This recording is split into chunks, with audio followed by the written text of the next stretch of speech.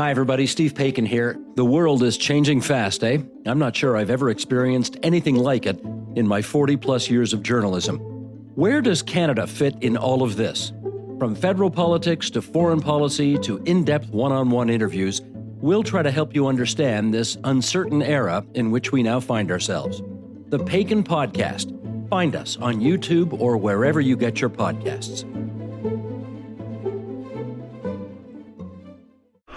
You're listening to a Frequency Podcast Network production. The Brock and Dalby Podcast. This is the Brock and Dalby Podcast. Welcome to Tuesday. My name is Brock. I'm Dalby! Guys, I have a huge announcement. Big announcement. Big announcement. After 6 years of dating my beautiful, lovely girl, Courtney, yesterday, I did the thing. I proposed to her, guys. Yeah, you did it! Turning her into an honest woman, boys. I feel like it's the other way around, brother. Oh, man. Amazing. That's so cool, man. I'm so pumped for you. It was kind of weird because we had lunch yesterday. Yeah. And I wasn't planning on doing it. We were together all morning and then briefly separated, met back up for lunch to work on a different project, which people will see at some point. And at no point did you, as far as I knew, this was still something that was maybe going to happen in the summertime. So I've had the ring for like 2 months now? Something like that. And I was planning, I've talked about our potential road trip that we're going to do in June. Mm-hmm. But then last week, Courtney was like, I don't know if I want to do the road trip anymore. It's blah, just blah, the blah. economy, gas prices, everything. It's suddenly a very expensive She was endeavor. like, I think we should be financially smart and just like stay home that week or whatever. Again, she's making you the honest man. So then I'm like, I don't know what to do. So after we had lunch yesterday, Yeah. I actually called my dad and I'm like, I don't know when to do it. I feel like it should be a big thing. And my dad was like, buddy, he's like, she just wants the ring. Yeah. Honest, after 6 years, just do it. He told me, he's like, just go home. Why don't you just do it today? Yeah. And so I pulled up in the driveway after we had lunch and I got off the phone with my dad and Courtney pulled up behind me.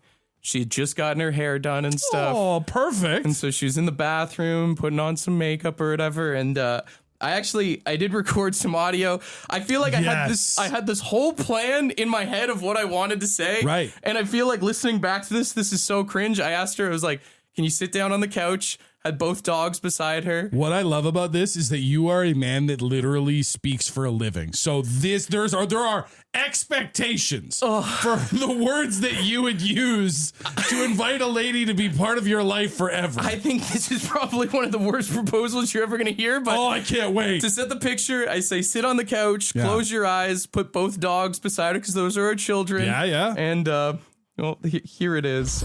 Oh my god. So it was a really long time Yeah. and today is May the 4th, and I know you're a big Star Wars fan, so I wonder if you would come join the dark side officially with me. I've been holding on to this for a very long time. Stop! No, you haven't. And I've been racking my brain on trying to figure out how to fucking do this perfectly, and I just terrible to say, just want to do it because it's been in my dresser and I thought you found it the other day. And Oh no! and will you marry me? Yeah. Are you serious? Yeah. You're just shaking. Everything that I wanted to say just escaped my mind in that moment. What I love is that she knows that you are a radio announcer and a content creator, and she had to double check that this wasn't a bit. Well, because I pump faked her before when I bought her the Leafs jersey 2 years ago. That's right, yes. When we got that fake ring and a fake proposed to her in front of our friends, and it's like... Also, may have set the record for most cussing during a proposal as well. Oh, brother, that's adorable. I have never felt so nervous in my entire life, man. I've talked in front of major crowds. I've emceed events. Stadiums, arenas. Loss of words, dude, honestly. Amazing. Yeah. I will say, though, like, I'm very happy for you. I've Thank known you, you man. forever, brothers. I've known her forever. She used to watch my kids. Like, Courtney is very important to me as well. Yeah. I just think that it's crazy you went through all of this just so you didn't have to get her a cat. It's wild. We talked about that. She still wants the cat. She still wants the cat. The Brock and Dalby Podcast. If you missed my big announcement this morning, yesterday I popped the question to Courtney, and she said yes. I do want to say thank you to everyone for all the congratulation texts and phone calls we're getting. You make a guy feel loved. Are you not going to say sorry to all the people who say you made them cry today? People are just trying to hang out and listen to the radio, and they're crying now. It's funny. I teased that I had a big announcement coming up, and like 50% of them were like, you proposed, and the other 50% were like, you bought her the cat. Yeah. With a sprinkling of she's pregnant on over top of that. Yeah. Which I don't know which one would have been the more exciting news, to be honest. I do feel bad for Courtney because it's like yesterday, like the ring was like quarter of a size too big. Just off. So close. I was like, we can take it back to the mall and they can resize it and stuff. Yeah. And she was like, yeah, let's do that. So I think she got like an hour and a half, 2 hours with the ring, and then had to turn it in. You should have seen her when we were at the store. She was, it was like she was like letting her husband go to war. Like she didn't want to let it go. It's probably good though. It's ripping off the Band-Aid, right? Because if it's gonna get resized, it has to happen eventually. Do it before you're too attached and don't want to let it go. Yeah. And then and then it'll be perfect. The other thing that we were joking about yesterday is she was like, I guess you can call me your fiance now. Yeah, man. And I was like, oh, yeah, I wonder how many times I'm going to slip up on air. Instead of saying my girlfriend, I got to say my fiance now. You need the grace with one another in the fiance phase because you have such a, well, depending, I don't know what your timeline looks like, but you have such a small window to get used to calling each other fiance, especially after 6 years of boyfriend, girlfriend. Yeah. And then you turn it around and now it's husband and wife. Yeah. So I say never get upset with a boyfriend or girlfriend during the fiance phase. Just don't do it when you're married. Oh, dude, I'm going to be fiance bragging all the time. You're going to hear me on the show and be like, I was hanging out with my fiance the other night. You got to put some mustard on it. My fiance. Yeah. And as for the people that are wondering when the wedding is, guys, relax. It took me 6 years to propose, all right? I mean, I got between my proposal and my wedding was like 4 months. Mm-hmm. Just get it over with, man. It took me 6 years to buy the ring. Time and money, we'll figure the rest of it out, okay? Gotta get a cat, gotta train it to carry the ring. You know, there's lots of stuff. I'm just figuring out how to call her my fiance. Let me figure that out first, and then we'll figure out the rest after. This is the Brock and Dalby Podcast. A lot of hockey fans, including majority of Toronto Maple Leaf fans, were very surprised when John Chayka was announced as the general manager of the team. And yesterday, the Leafs had a big press conference introducing him to the media. And one reporter asked the question a lot of people are wondering. Talk about the due diligence that you did on John prior to hiring him and now hiring him. In the past, say, 3 to 4 days, I have been in contact with about 20 people who work in the National Hockey League, many of whom are prominent names that we would all know. And of the 20 people I spoke to, one was supportive of John's hiring, and the other 19 thought it was a sham, to be perfectly honest. Words were used like con artist, liar, salesman. How did you come to a different conclusion that I was able to come to in a very short time? I must have talked to different people. That's it? Because the hockey world today is astounded by this announcement. Okay. And your response to that? Is we've conducted due diligence, and it was deep due diligence. It was a thorough process, and I'm quite happy with where we've landed. You know what? I'd like to give a round of applause to that reporter, although that is probably the last Leafs press conference he's ever going to be allowed in. Honestly, but like also, John Chayka was sitting there the whole time. Yeah. He's right there listening to this happen, and then the Leafs, was Keith Pelly? Yeah. He didn't say anything nice about him. He just said, we picked him. We did our research. He didn't have one nice thing to say about the man. The equivalent of that is like your girlfriend introducing you to her parents for the first time, and her dad's going, look at this clown. What's this guy all about? What are you doing dating this guy? This guy's a loser. And then she goes, Dad, he's fine. It's fine. Dad, stop. Stop. The Brock and Dalby Podcast. The Brock and Dalby Podcast.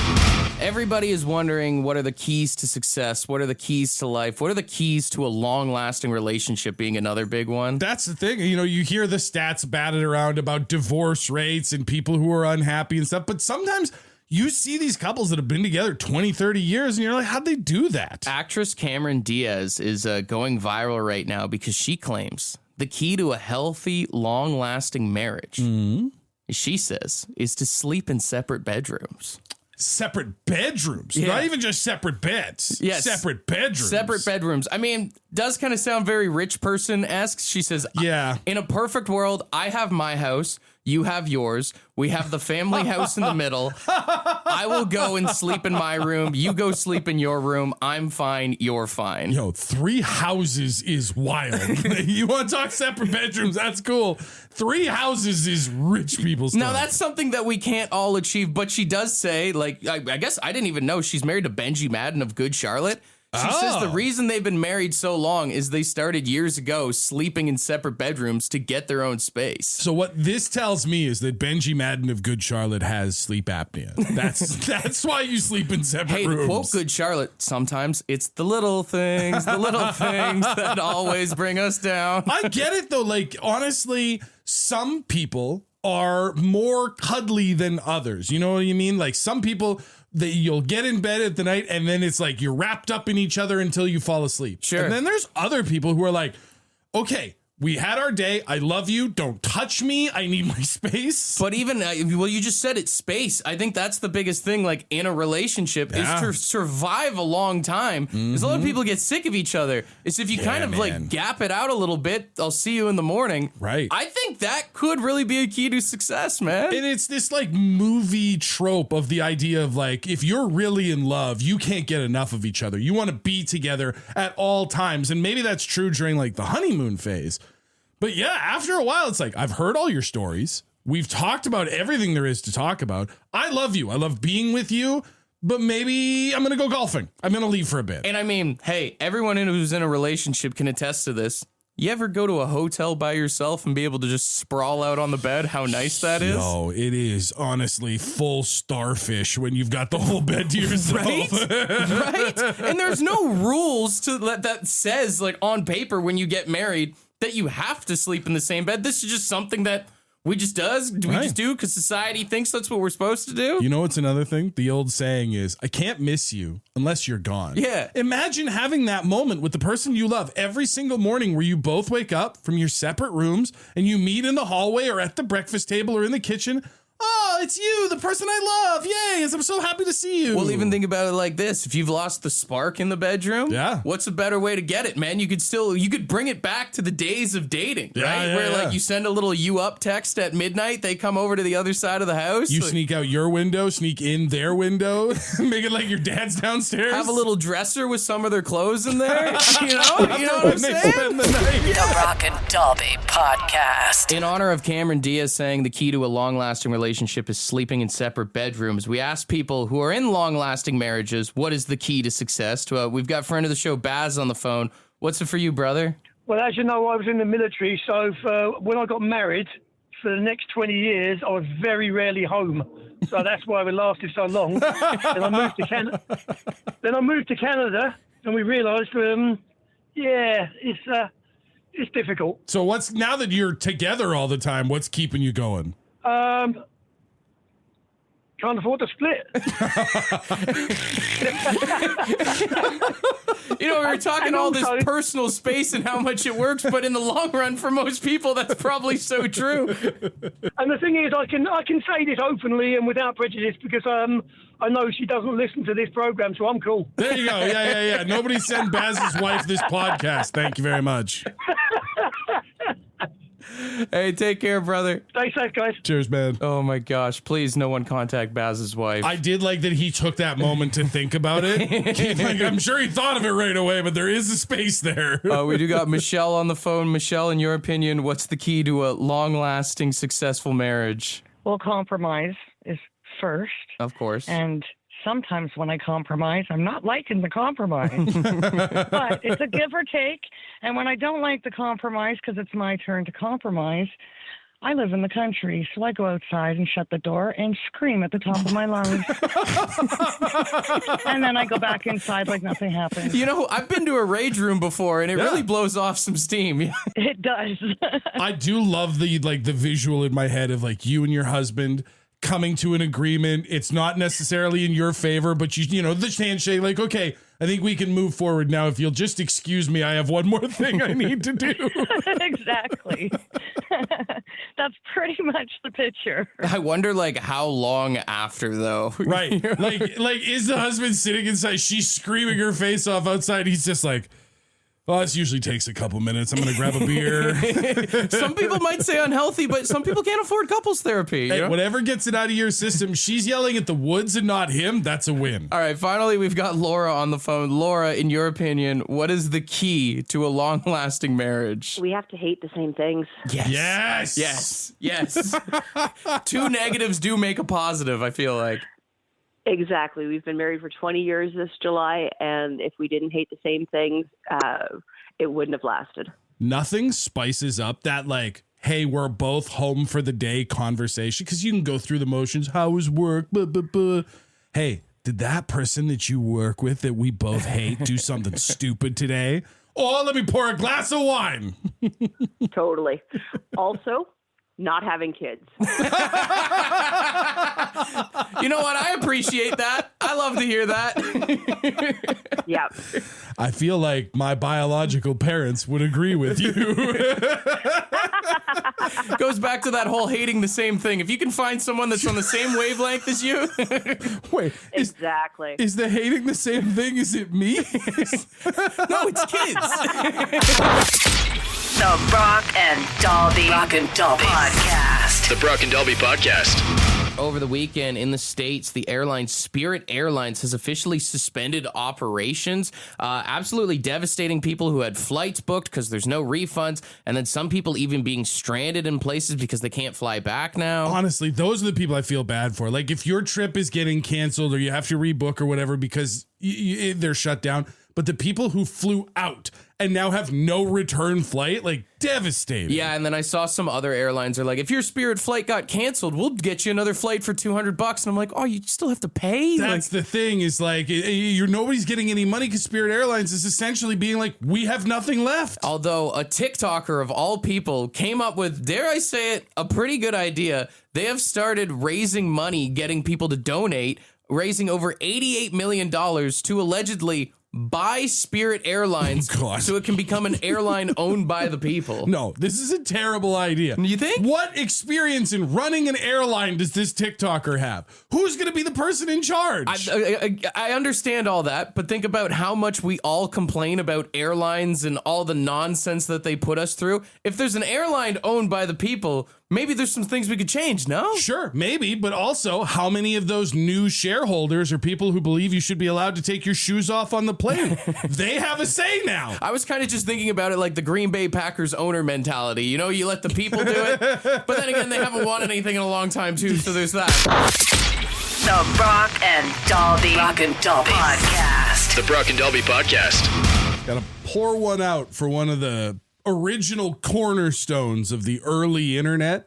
AskJeeves.com has officially shut the doors. Is anybody sad? Did anybody actually use that website? No, I'd obviously not, because it didn't even end as Ask Jeeves. You probably, if you're wondering to yourself, what is Ask Jeeves? It was ask.com for the last handful of years. It was one of those sites where people would go and ask a question, then people would give their answers. Kind of the original ChatGPT, if you think about it. Kind of, but the OG Ask Jeeves was like the first search engine. It was Google before Google was a thing.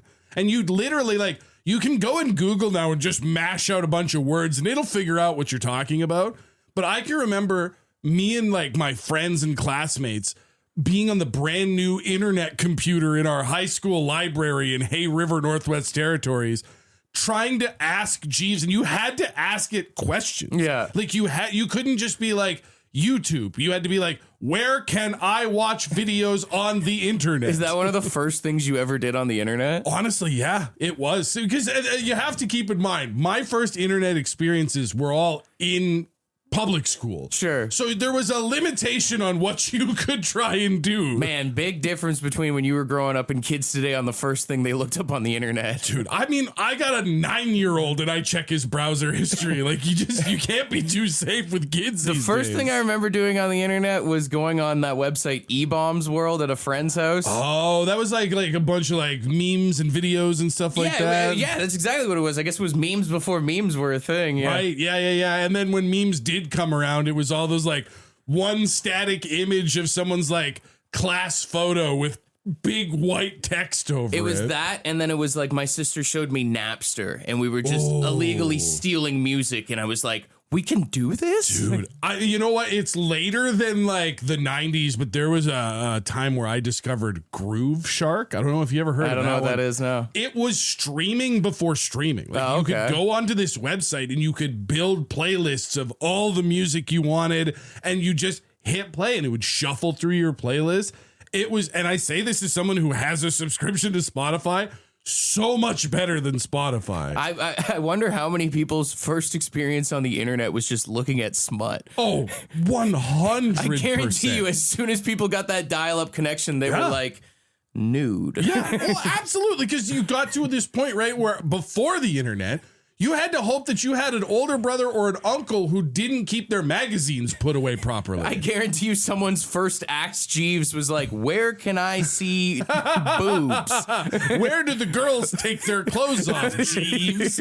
And then, you know what? He sucked. He would give you a terrible answer. Terrible wingman. He would never take you where you wanted to be. The Brock and Dalby Podcast. We asked people what the first thing they did on the internet was, and I called it. There's an answer that's unanimous among most of our listeners, including you, my man. What was the first thing you did? It was probably Naked Girl, like I said. It was pretty... I don't know. You know, you're young. You don't know what you're doing other than that. But now, there's a good chance you probably had dial-up internet. How long did it take to see said naked girl is the real question.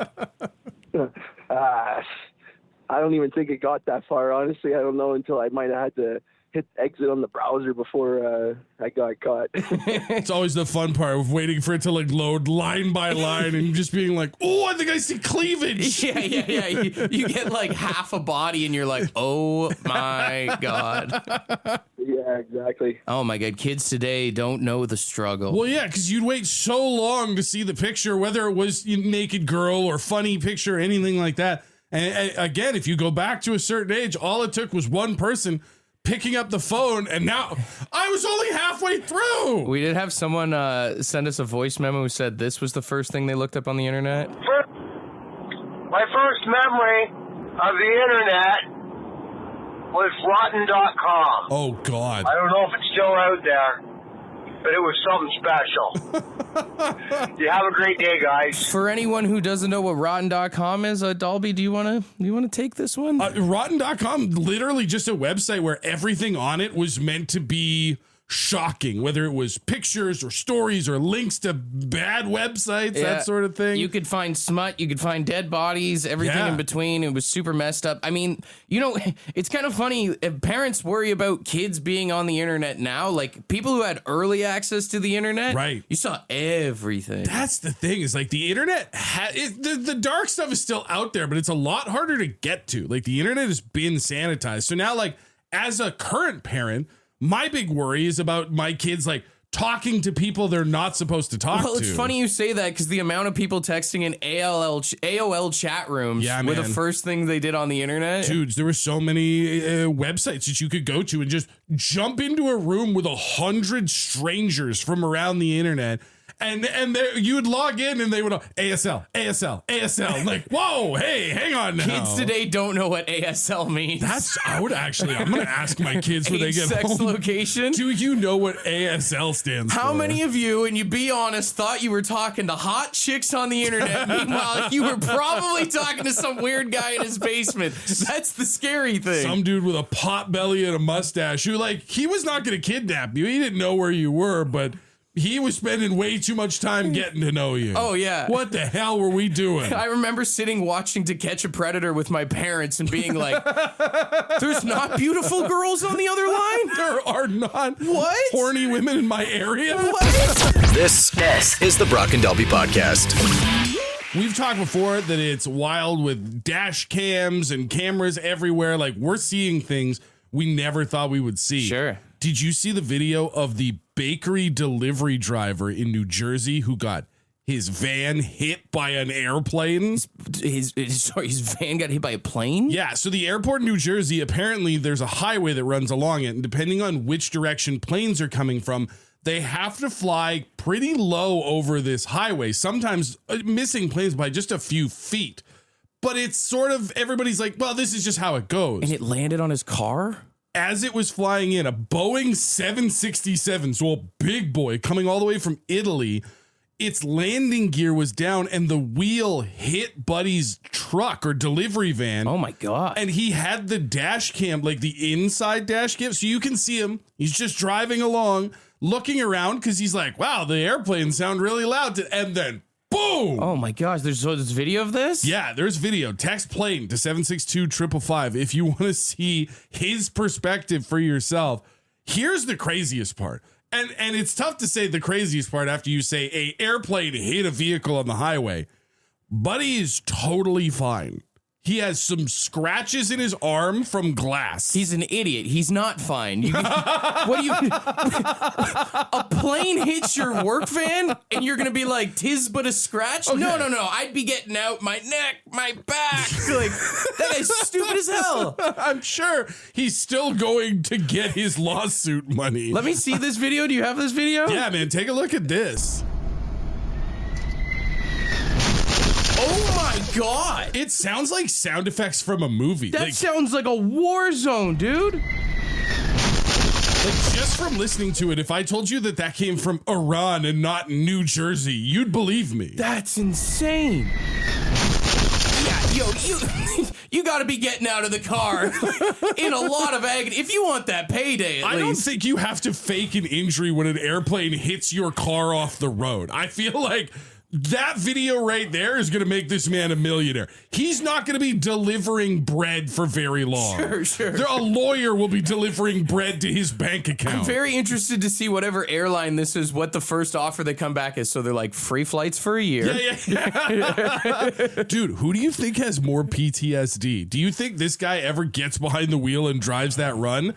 Or do you think that pilot ever lands at that airport again? I mean, it's kind of a 50-50 split, right? Like, I can't imagine being that pilot, having to come down and be like, hey, this is where I hit that car that time. You know what's funny is every time I drive by Pearson Airport in Toronto, I think the same thing. I'm always like, one of these planes is going to land on us. With here. all the overpasses and underpasses and everything, like, it does feel like you're kind of in the way of the aircraft. Yeah. I guarantee you there was one person on that plane, though, that was like complaining and was like, I have a connecting flight in about 30 minutes, guys. Can we hurry this up, please? This is the Brock and Dalby Podcast.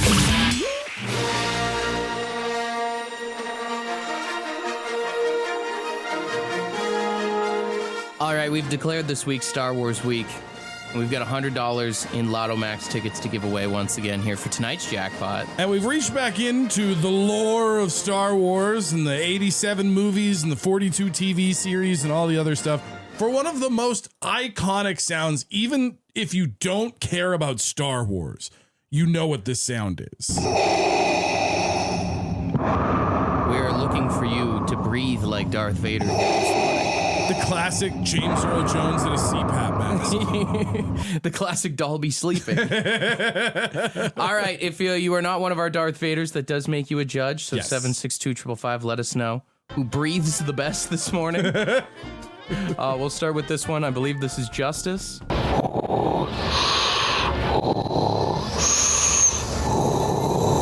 Kind of Disney-esque cartoon snore. A little bit, yeah. Had that good gravel. That. All right, we've got Aaron here.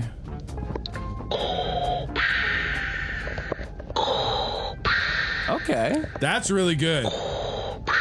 Because that really does come to the dark side of the Force. And a little Darth Vader. Very nice. Okay. It captures that it's not just like someone who breathes weird, but that it is a bunch of machines. It's kind of the Yeah. It's like a ventilator. We got James.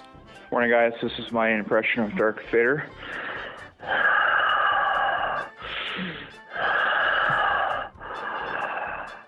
Well, that's just every smoker walking upstairs. Honestly, I'm also upset that he called him Dark Vader. He did say that. He did. It's upsetting, James. Shame. All right, we've got Neil here.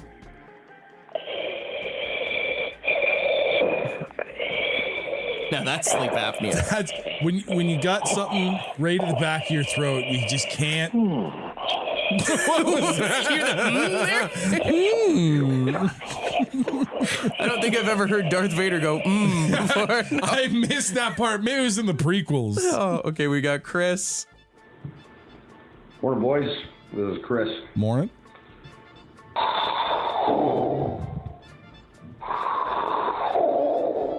Not bad.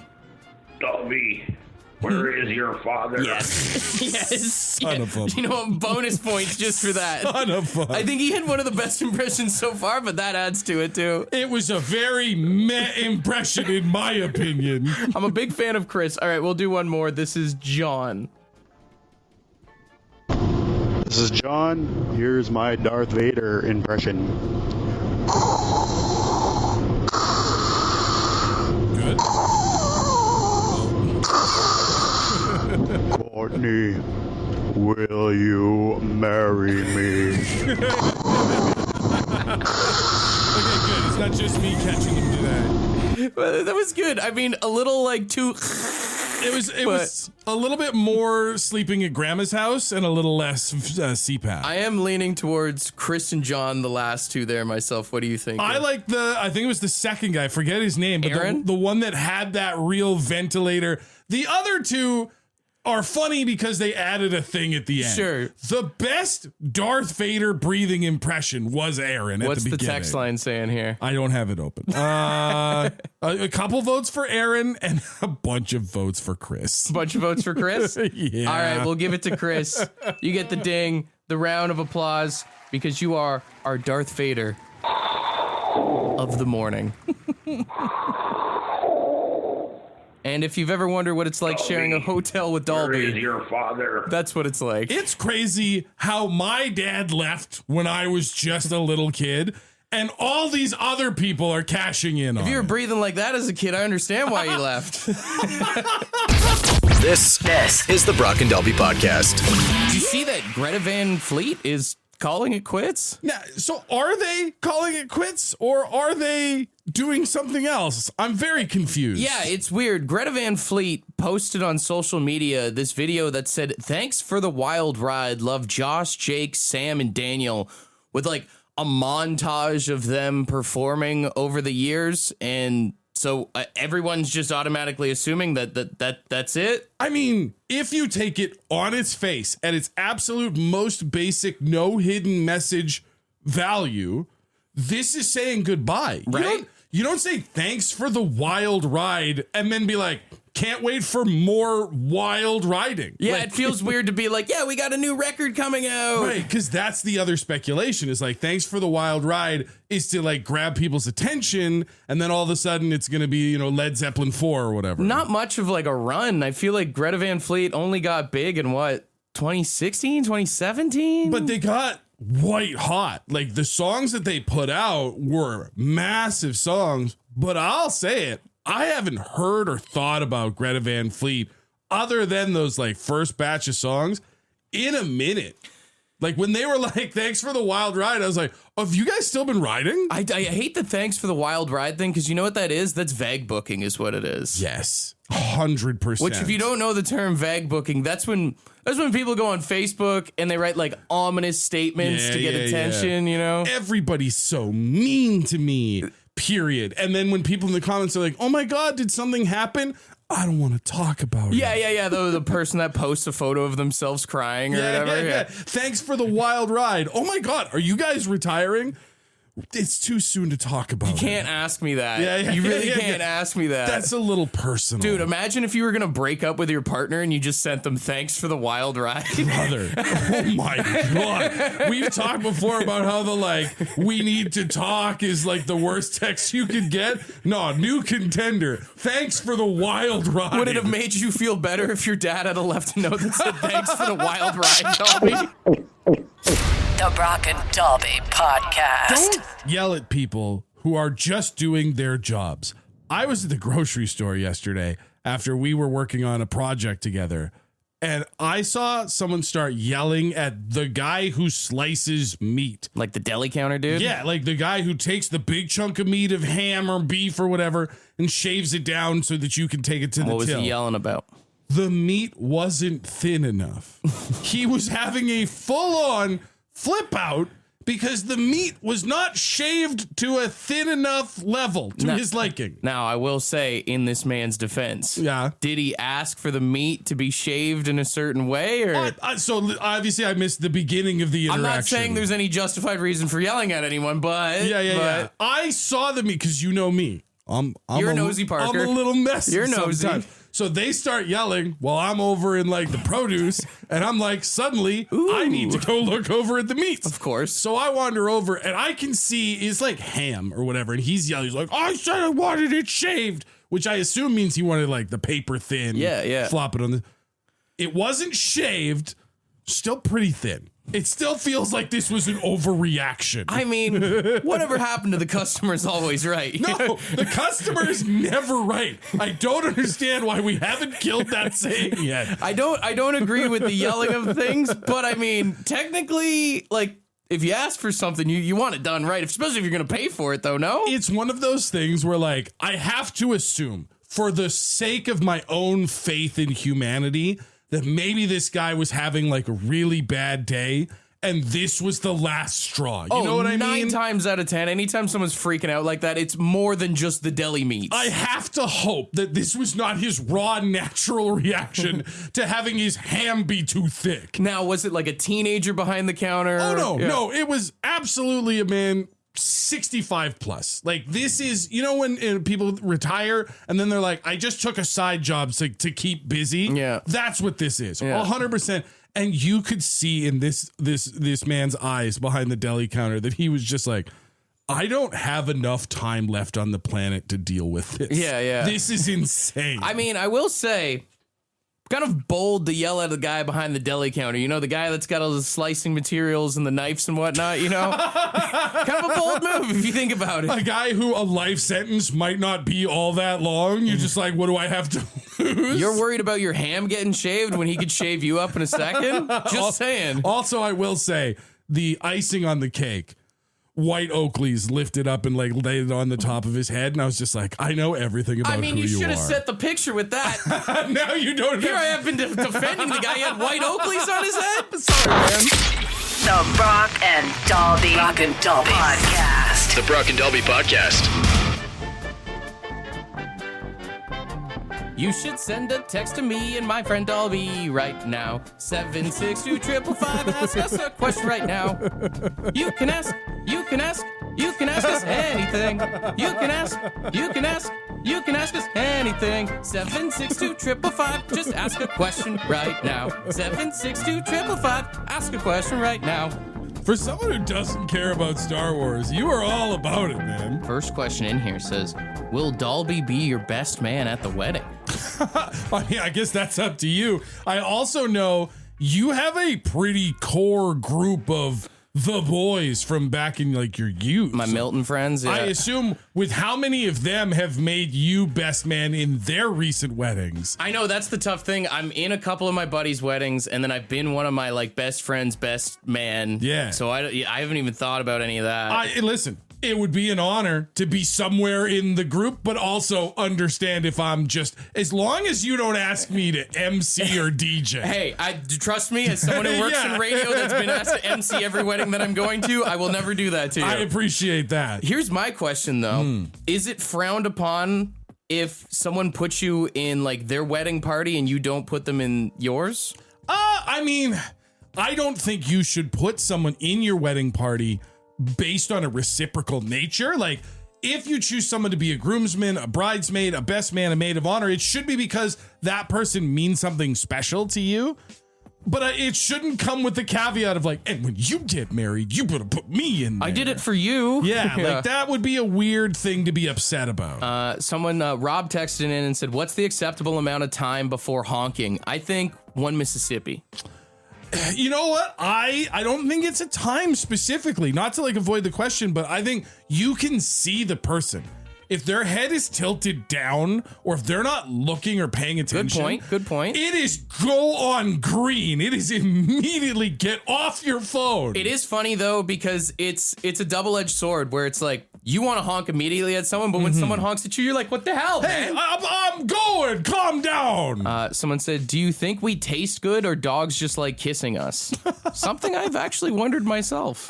Humans do tend to be very salty depending on your electrolyte and sodium intake. So maybe that's it. Maybe dogs are just, or also you ever marinate something? Maybe they're just marinating us. Because we taste good? They're just softening us up so that we eventually taste better. I've also seen like videos on Instagram and TikTok where they're like, it's your dog trying to power move you. Oh. Which, imagine if you did that in real life, where like you walk into a meeting and you just lick your boss. I'm here to talk about my scheduled raise. Yeah. Ugh, gross. If humans did animal things to assert their dominance, like you just pee in someone's house on their furniture and be like, this is mine now. That's the thing. All of this stuff in the animal kingdom is asserting dominance, and in the human world, it's getting fired. Someone said, what feels better than making love? I feel like I've said this before, paying off your credit card. That is a good one. I'm going to go with having a shower at night and then going right to bed on clean sheets. That is, I don't care what look you're giving me right now. That's the best feeling you can have in a bedroom. Well, we'll see how Mallory feels about that. I think she would agree. All right, final one here. What job has the sexiest uniform? Sexiest uniform? I feel like people always think like police, firemen. Firefighter's the only one I can think of that gets an annual calendar. But is firefighter only sexy if you're shirtless underneath six-pack abs? I guess, yeah. Whenever you talk about like a sexy firefighter calendar, it's never old Brutus with the barrel on the front. You know what I mean? So maybe that's it. I don't know. Stripper? Like technically, what's the uniform though? A stripper's uniform is a firefighter. I mean, it's technically the sexiest, is it not? Hot cops. Want to be a part of the podcast? Leave a message on the Bad Line. The Bad Line is the answering machine for the Brock and Dalby Show. To get the number, text the word BAD to 762-555. Thanks for listening to the Brock and Dalby podcast.